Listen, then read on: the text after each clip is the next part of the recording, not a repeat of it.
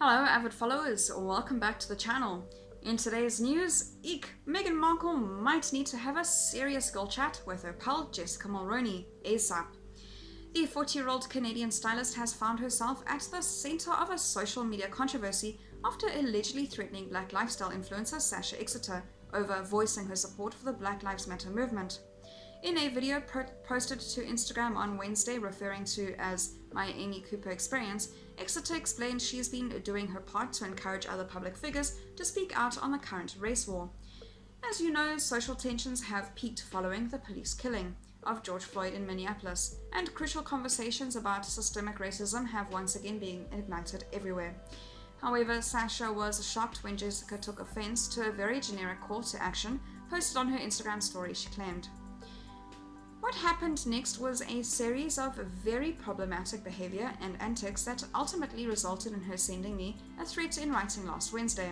A threat? Geez, that escalated quickly. Mulroney wrongly assumed her call to action was a direct dig at her.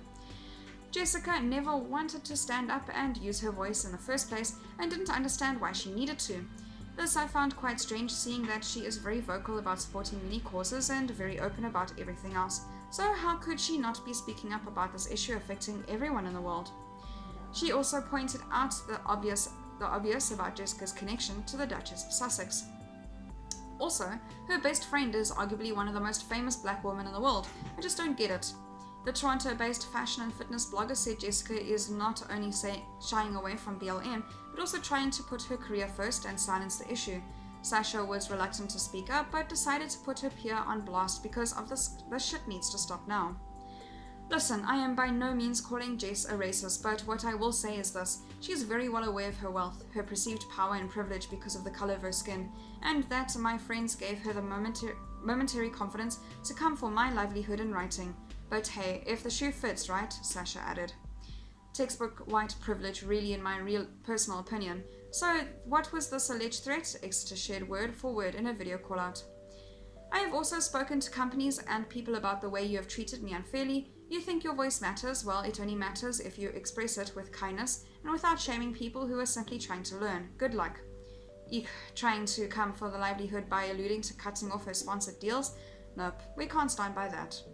After hundreds of followers dropped comments in support of Sasha's stance, Jessica was forced to issue an apology, which began, "You are right when you say that this shit needs to stop. As leaders, we need to join hands and call out wrongs.